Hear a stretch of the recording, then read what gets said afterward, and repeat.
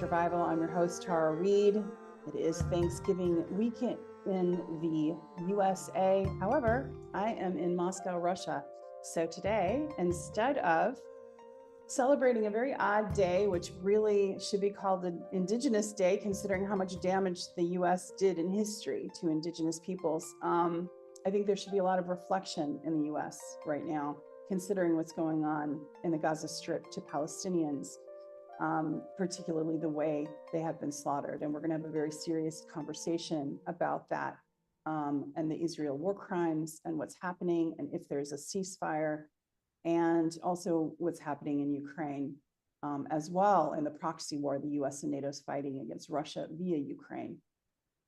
There's been a lot of violence and a lot of endless wars under the Biden administration. And this Thanksgiving in the USA, I'm sure many citizens are hoping for peace and to not be funding violent wars and that are killing civilians and children. And I know that they have made their presence known worldwide, demonstrating for peace. And also in the polls, 70% do not approve of Joe Biden and the administration at this point. And pretty soon, as the election year continues, it's going to be hard for them to ignore cold, hard facts unless they're planning to just steal the election again. So with me today, I have someone who's a really good geopolitical analyst who's been doing this for a long time. He hails from Syria. He lives in Germany and Europe. His name is Kevork Almassian. He is the founder of the Syriana Analysis, as well as a podcast. And he'll tell you more about himself and his background. But first, we want to kind of talk about an update on what's going on and if there is a ceasefire from Israel committing its atrocities on the Palestinian people. Welcome, Kevork, to the show. Thank you very much, Sarah, for having me. It's a really pleasure to be with you. Yeah, thank you. So, we're looking at first they said today was going to be a ceasefire, that Israel was going to cease all that and that there was going to be some sort of a hostage exchange. And a lot of Americans and Europeans do not know that Israel has a lot of Palestinian women and children and as well and civilians in prison and have been hostages as well. And so that there's a hostage exchange even being talked about. So could you go into a little bit about what's happening and where the ceasefire is now from the latest? Actually, they agreed with the mediation of Qatar for cessation of hostilities for 4 days. I think it will start on Friday, and both sides will exchange some hostages. From the Israeli side, the numbers are still varying depending on the sources. Some sources say 150 Palestinian hostages. Other sources say around 400 Palestinian hostages that Israel must release from the prisons. People have to know that there are thousands of Palestinians. The numbers are around 5,000 Palestinians are held hostages in Israeli prisons, and I call them hostages because there are no proper judicial procedures for these people to be in prison to begin with, and many of them haven't received any sentences. They are in administrative courts, and they call it in administrative processes, and some of them are in military courts. And in the occupied territories, for example, let's speak about the West Bank. If you are from the West Bank, which is designated as a Palestinian territory under international law, if you are a child, you are 10 years old, and you threw a stone on an Israeli occupation soldier or an occupation tank or any vehicle, you could receive up to 20 years in jail in Israeli prisons. So Israel doesn't have the right to defend itself on Palestinian territories. If we're speaking about the West Bank, if we're speaking about East Jerusalem, they don't have the right to defend themselves. They're occupation forces. And this was clear by the UN rapporteur for the occupied Palestinian territories, and she defined what self-defense means. Israel has the right, according to international law, to defend itself under territories designated as Israeli territories if Palestinians attack them on these territories. But as long as they're an occupation force, and we're speaking purely international law and UN Security Council resolutions, means Israel has to withdraw to the line of the 4th June 1967 war. After 1967 war, Israel occupied large swath of territories from Syria, from Palestine, from Lebanon, and back then also from Egypt. Egypt restored its Sinai due to the accords that were agreed upon between the both sides. Syria didn't restore its Golan Heights. Lebanese still have to restore their Shab'a farms. And on the Palestinian territories, even though Israel technically withdrew from some of these territories, but practically speaking, what they do is slowly grabbing these territories through the establishment or the construction of illegal settlements. The United States says these settlements are illegal. The European Union says the settlements are illegal. The UN says the settlements are illegal, but nobody can stop the construction of the settlements. So you have hundreds of thousands of new settlers came after 67 war, and they are living on Palestinian territories, and they have arms, and they are armed to teeth, and they are backed by the Israeli police and Israeli army. And they can just shoot and kill any Palestinian without receiving any sentence. And this has happened so many times there. Therefore, when the Palestinians try to defend themselves, this time because according to international law, they have the right to defend themselves on their territories, with a stone, they could receive 20 years in jail. And that's why we have hundreds of kids in Palestinian, in Israeli jails, without any proper judicial system. And sorry to say, Israel doesn't have the right to prosecute Palestinians and hold them from Palestinian territories, take them to Israeli courts, and send them to jails there. This is all illegal. So Hamas, it will release now 50 hostages, which is, in my opinion, good news. And I'm very consistent in this. Women and children, they have no place in any prison, whether in Palestinian prison or in Hamas prison. These people are innocent. Okay, they shouldn't be in prison or prosecuted by any side. But the argument from the Palestinian side is, how are we going to free thousands of Palestinian hostages in Israeli jails? Israel will never give back them, never. And the experiences in the past that Hezbollah, for example, captured 2 soldiers and then freed hundreds of hostages. Hamas, if we remember, this was 20 years ago, they captured 1 Israeli soldier and they were able to free many Palestinian hostages. So Israel proved in the past phase that the only way the Palestinians were able to free their prisoners and their hostages is through capturing Israelis. Negotiations never work. Mediations never work. Whether it's United States, whether it's Russia, whether it's Qatar, it never works. Israel would never give and free Palestinian hostages unless they want to exchange it.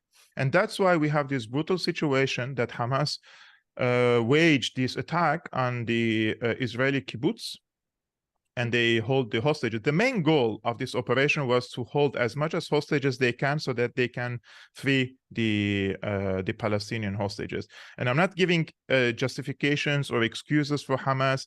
I myself am known that I dislike Hamas, and I've been attacking Hamas for quite a long time. I've been attacked by Al Jazeera because they like Hamas a lot for criticizing and attacking Hamas and the Muslim Brotherhood. Okay, I have a question. I just have a question to interject right there.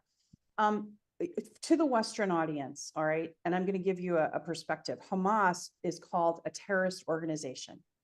Now, you'll notice that many nations in the world are supporting Palestinians and the struggle that they are being occupied. Particularly, you have Spain, South Africa, right, that just made their motion to close down the embassy, the Israeli embassy. You have Ireland the Irish have been very outspoken because they the IRA was called a terrorist organization. And, like some of my relatives would say, absolutely not. That's not a terrorist organization. That's a resistance organization that's been fighting British colonization.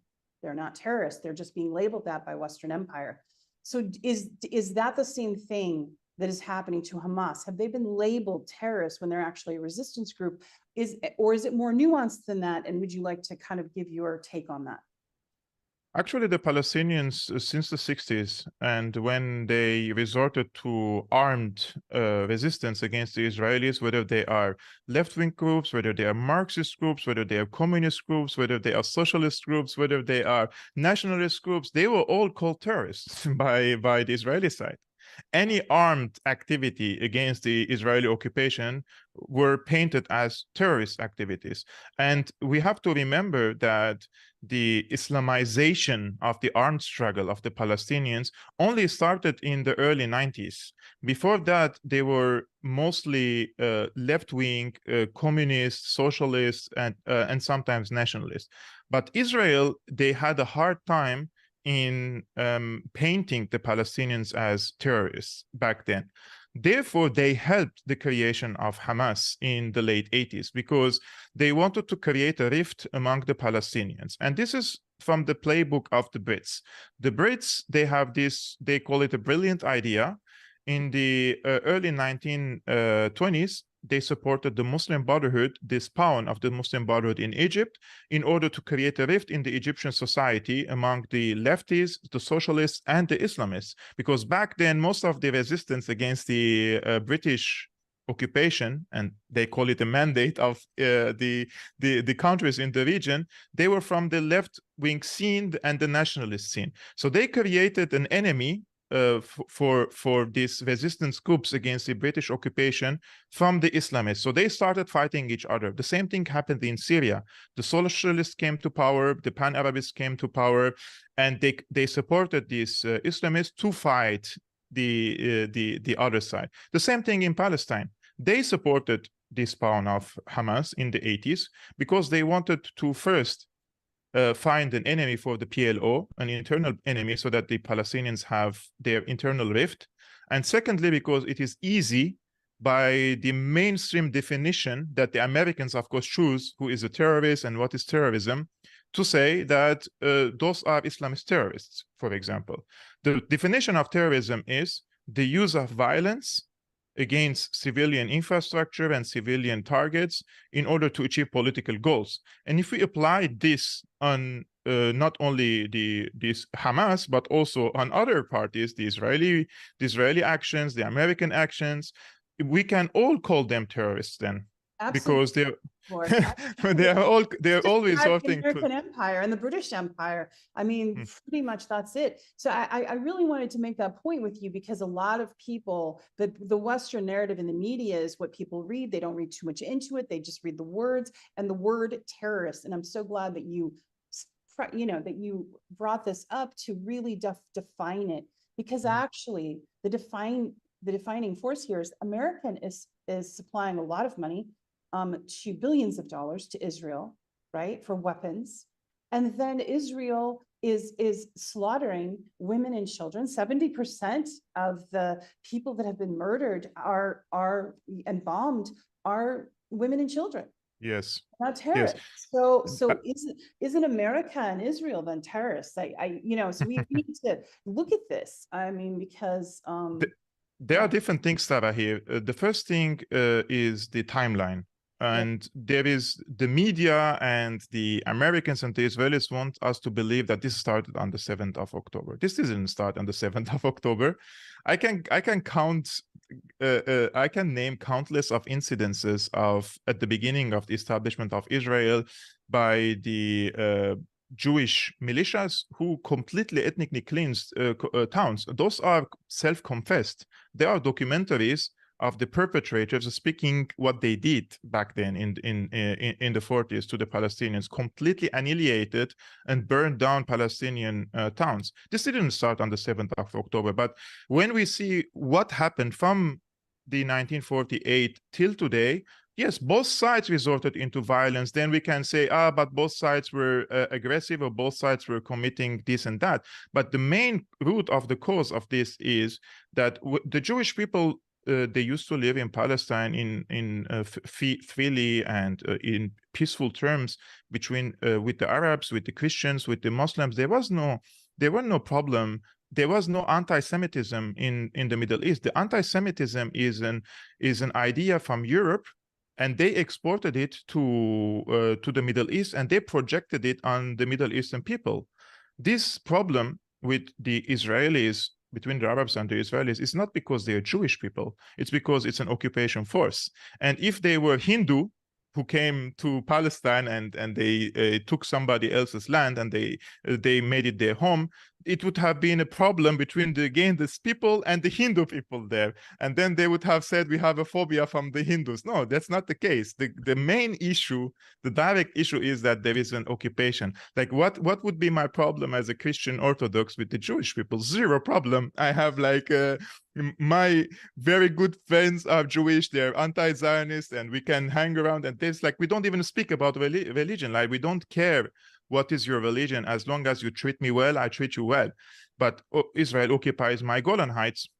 So I have a problem with the Israeli side that they occupy our territory. This is an issue of a territory. It's not about religion, but Israel tries to depict it as a religious war because they can garner international support and sympathy because of the real anti-Semitism that prevailed for centuries in Europe. And the Jewish people went through hell for centuries, and they were persecuted and they were massacred and they were ethnically cleansed. And in the 40s, millions of Jews perished because of anti-Semitism, but it wasn't us who did it. It's not our... You cannot commit the crime and then come and accuse us of being an anti-Semite. This is the issue with me. I think a lot of people see it very sad that the oppressed are now the oppressors. And that's what's the flip has happened in history. But I wanted to ask you kind of a twofold question that includes Syria. That is the question about October 7th. So why October 7th? Now I have my theories about this, and you can agree or disagree, and we can parse that out. But there's a lot of gas reserves right off the coast of the Gaza Strip. So beyond territory, there's energy reserves worth almost $1 trillion. And you have, of course, oil reserves, not as many, but few. And then you have, of course, all the oil reserves in Syria, which America has basically just confiscated a third of the oil reserves, if that's the correct number, in Syria, and is bombing and being quite aggressive with Syria right now in just recent weeks alone. On top of that, Bibi was not very popular in Israel recently. As a few months ago, there was massive demonstrations within his own country to get him ousted. But America is very concerned, and America and Israel are quite intertwined, about the energy, economic, and all of that, and positioning also militarily of the Gaza Strip and all of the riches that are there. Plus, on the other hand, you have the East, the BRICS summit, which is moving well, and you have the Silk Road coming through, right? And so you have the East uniting and the Arabs uniting with the East, dumping the dollar, and there's a shift of wealth. So yes. Is part of this what I'm just laying out for you, or is it something different? And can you kind of explain it a little bit more?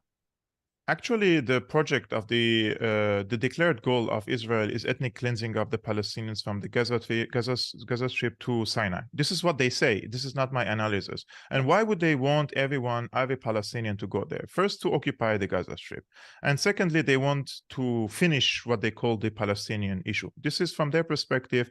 If you go to the charter of the Likud, they say between the river to the sea, every territory will be under the sovereignty of Israel. So they don't recognize the presence of the Palestinians and do not recognize even that there should be a Palestinian state. And when Bibi Netanyahu was in the UN General Assembly in September, he carried the map of Israel, which was all the Palestine, let's say, and it was all Israel. There was no mention of Palestine on it, and it didn't even show the let's say the map of Palestine according to the UN resolutions, for example. So he doesn't believe in a Palestinian state. And one of the reasons why they want to kick out the Palestinians from there is to have an exclusive access to the gas reserves in the Mediterranean that has been found. This was 10 to 15 years ago in the Mediterranean. The Palestinians, in all cases, they are unable to use this gas because they cannot extract it, and the Israelis do not even allow them to go 2-3 miles away from the shores of the Gaza Strip. They literally snipe people, children and kids, if they are with the boats and trying to go a few kilometers away from the shore. This is Palestinian shores, but they kill them. And it happens a lot with the fishers, etc., etc. So Israel, of course, wants to have an exclusive access to these gas fields in the Mediterranean. And similarly, in Lebanon, and there was Hezbollah said that any attempt by Israel to extract gas that belongs to the Lebanese regional water, we will bomb these companies. So with the presence of Hezbollah, Israel never dared to do that. But with the Gaza, this is the weaker, let's say, axis, the weaker circle in the axis of what is called the axis of resistance. So they're trying. If they succeed in this, of course, they will have an access to it. And similarly, in Syria, you mentioned, in Syria, there is another thing in the Golan Heights that is occupied by the Israelis. They're already extracting the energy from there that they have found recently. And I think they gave an exclusive access to the Brits and to the Americans, and they're extracting the oil. Similarly, on the eastern shore of the Euphrates in Syria, American occupation forces looting the Syrian oil and gas fields, and they are financing their stay there and also the militias that they arm and finance and support with the revenues of the Syrian oil. They occupy 1/3 of Syria, but they occupy 50% of the oil and the fuel of Syria in this part.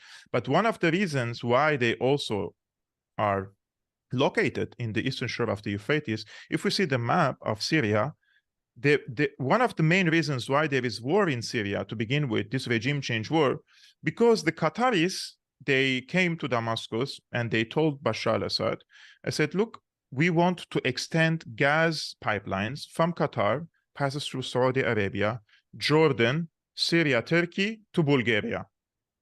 And we want to supply Europe with gas. And Bashar al-Assad looked at the map and looked at the calculations. He said, no, because if I do that, then Europe will no longer need the Russian gas. And this is in parallel, this is going to hit the Nord Stream 1 and Nord Stream 2 pipelines. And I'm not going to betray my strategic ally, Russia, and I'm going to say no. And they tried to convince him, persuade him, bribe him with billions of dollars. There are trillions of dollars of projects, right? And he said no. And in 2011, Qatar and Turkey, they were very close friends of Syria. And why did they all of a sudden turn against Syria? Because of this project, because they wanted for this pipeline and for these gas pipelines to come from Qatar, Saudi Arabia, Jordan, Syria, Turkey to Bulgaria. And when Assad said no, they all came to destroy Syria and to occupy Syria and to remove Assad from power. And if we see now what is happening in Ukraine and try to draw parallels with what happened to Syria, we will see that one of the reasons why NATO wanted to expand to Ukraine is also because they wanted to stop the pipelines of Russia that is extending from Russia to Europe, and accordingly they blew up the Nord Stream pipelines. Nobody can convince me that this was done by the Ukrainian officer or Ukrainian intelligence. It was done by the American planning, American equipment, American conduction and everything. But they're trying now to push Ukraine under the bus. So they want to find some victim to blame him in this regard, that it was not us, it was them. Like they're trying to do now with Bibi Netanyahu. Mm-hmm. After all these deaths, they're going to push him under the bus and they're going just to blame him and say this was Bibi Netanyahu. But no, this is not going to end like this. If the Americans want to do that, it's their, okay, you do it, but we do what we have to do. And I think when this war is over, we should never stop. We should, every single Israeli official, senior or junior, they should feel worried of visiting outside world, because what they have done, they said, we want to ethnically cleanse the Palestinians. And what they're doing there, if you see the military, if anyone understands any military affairs, in Ukraine, when they said we want to do counteroffensive, we told them, you cannot win this counteroffensive because you don't have an artillery power and you don't have an air force. And the Russians, when they occupied the eastern part of Ukraine and they included it into the Russian Federation, they built fortifications 2 to 3 fortifications, and they mined everywhere. So the Ukrainian side, they needed artillery power and air force. In the Gaza Strip is a completely different scene. It's an urban warfare. So the Israelis do not need to carpet bomb all the buildings, all the schools, all the hospitals, every road, every moving animal there in order to advance in the Gaza Strip, because their enemy, Hamas, is fighting a guerrilla warfare, and they are fighting under the ground. They have their tunnels, they have their bunkers, they go up and they fight. So the only way to fight Hamas is to go and wage a ground offensive. But Israel, for 2 weeks and more, 20 days, carpet bombed entire northern Gaza. Why? Because they wanted to push the Palestinians to the south. And when they arrived to the south, after killing, of course, 14,000 people of them, now they're saying, oh, we will start our operations now in the south. Why do they want to start the operation to the south? Because they want to push them to the Sinai, to Egypt. But the regional powers, they were very clear. They told Antony Blinken, they told Joe Biden, this is a red line, and we will consider it an act of war. Egypt, despite its pro-American sometimes stances, they said this is an act of war. We're not going to accept it. And if you want to push 2 million Palestinians, we will consider it a war against Egypt, and we will intervene. Because you know what's going to happen if they push 2 million Palestinians there? 2 million Palestinians to the deserts, jobless, hopeless, full of hard feelings. They want to take revenge. What do you think would happen to all these people there in desperation? Do you think that they will all of a sudden develop and prosper and build their factories and stuff? No.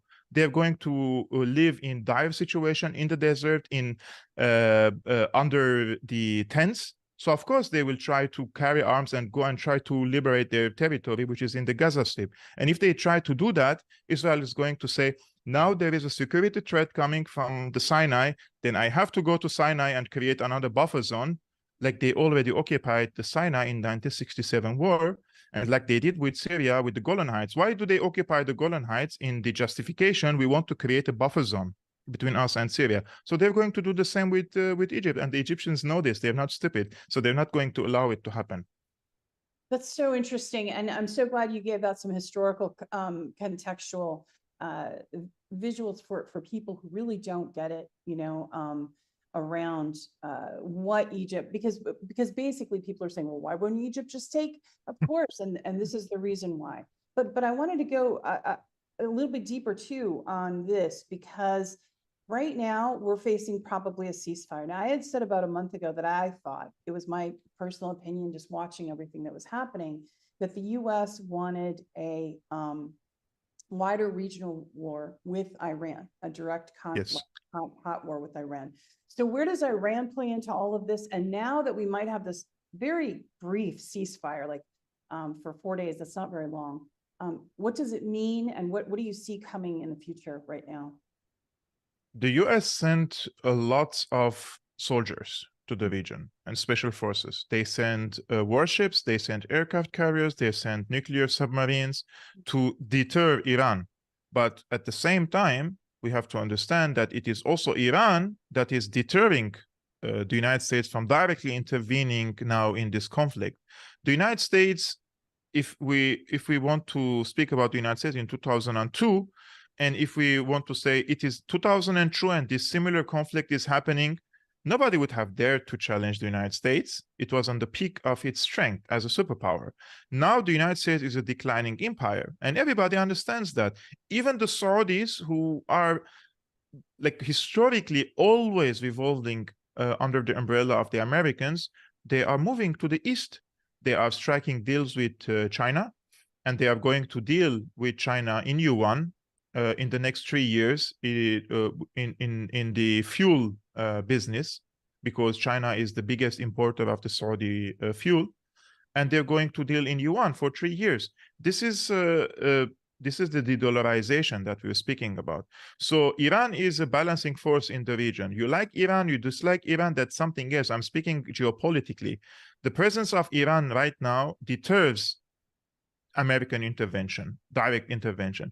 And the American presence also deters Iranian intervention. So in my estimation, if there is going to be an expansion of war, the first thing we will see is the intervention of Hezbollah in this conflict. And it's not going to be, as people expect, just firing some rockets. No, there's going to be ground invasion from the Hezbollah side on northern Israel, and they will occupy the kibbutzes, and they will try to go and reach to Haifa. This is in my estimation. And also we could see Yemeni more bombardment of the Israeli targets. We could see rockets coming from the Syrian side. So it is not in the interest of the Americans now to expand this war. If you are an American decision maker and you're putting the map in front of you and you're checking your balances and the pros and cons and everything, you will see that it's not in the interest of the Americans to go into regional war. But we always have to take into consideration that the people who are in charge in Washington, D.C. are not sane people. They are they are criminal psychopaths, and they could miscalculate, and they could send the entire region into an annihilation. They're mad. And this is, you're saying, yeah, they are, truly are. And I know some of them. So, I mean, I've seen them with their, mics off, if you will, when, in DC. I think Netanyahu wants escalation. I think it's his only way out of this, because he said, I want to annihilate Hamas, I want to remove them from Gaza. He's not going to do that. He's unable to do that. The only way to completely finish on the Palestinians in his mind is to bring the Americans into direct intervention in this conflict. And in order to do that, he has to provoke Hezbollah. He has to expand the war to Lebanon so that Hezbollah intervenes.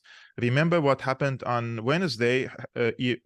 Israel assassinated and killed the son of one of the Hezbollah MPs in southern Lebanon. So they're provoking Hezbollah into emotional reactions. And if that happens and the war expands, then the American will have to intervene, because the Israelis cannot match Hezbollah in an urban warfare and in a guerrilla warfare. We only have a few minutes left before our time is done, but I wanted to shift the conversation to really quickly to journalists and what they're facing, trying to report accurately. Now, my numbers might be a couple of days off, but there's approximately over 50 journalists, Palestinian journalists, that have been targeted and killed by Israeli, not just killed in bombings, but like targeted and killed, and their families killed by Israelis. So there's that. And then there's the people trying to report it in other countries that are being suppressed, being accused of, different things. And this has also been happening with the Ukraine war. You see Che Bose recently in Dublin, they had a conference. The UN ambassador to the US and the Ukrainian ambassador held a conference in Dublin and called him subversive, labeling him. He's Irish, so that'll give him problems if he tries to go back home. They label different journalists, for being on the wrong side of the empire, if you will. There are many journalists that are trying to report on, like Abby Martin, like yourself, and others that are trying to lift up the Palestinian struggle and what's really going on there and the truth. And then whole media outlets that are being, targeted and suppressed. And then, of course, horrifically, the Palestinian journalists that are killed. What is your take on watching the struggle, and have you struggled with this and being suppressed, and what this means while the empire just tries to keep everybody on narrative, suppress those voices?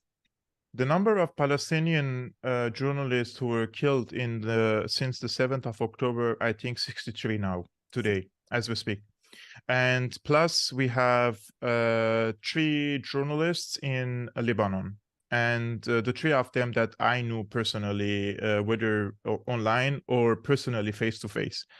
And it's a war of narratives. So if you don't hold your grip on the narrative and other people challenge it, you have to break it, right? And this is was very clear by Julian Assange when he said journalists are also war criminals if they justify these wars. And you have a huge establishment, media establishment.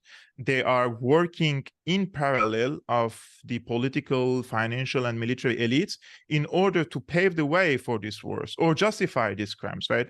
So if someone like me comes working online and trying to show the other side of the story in this conflict and in other conflicts, it's very easy to smear him because you have the power. and you have the exclusive power over these institutions. So they can call you all sorts of names. They can commit character assassination. They can make you lose your job. They can send you to financial jail. They can do lots of things to you just because you're challenging their narrative, because they cannot counter your narrative with a narrative, because our argument is so strong, is so truthful for the general public. When you're truthful to your public, and when the public is intelligent and they can see through your eyes, they can see through your words, and they can feel that you are being honest with them, and they believe you. And when they turn on their TV and they see those talking heads reading the script, and they understand that these people are just like robots, somebody sending them the script to read. So the narrative shift is a big threat to any empire. And I'm not only exclusively speaking about the United States. Any empire, when they want to sustain their power, they have to establish certain narratives and convince the people of certain narratives. And when the others comes and challenge, they try to kill them. They try to assassinate them. They try to send them to jail. But nowadays, it's easier to exclude these voices because they can deplatform you. They can make you lose your job. They can call you an anti-Semite very quickly, and you already lost your job. You're finished. So this is the game that they are playing. We have to be careful, and we have to be truthful with our audience. And the audience are clever enough to see that we are being honest with them, and we are doing this for the sake of humanity. We're doing this to establish peace. We never called for war. Every time there was a war, we stood on the opposite side of the war, and we tried to warn the people that this empire is pursuing this war because of their financial, let's say, gains, or for geopolitical reasons, trying to educate them.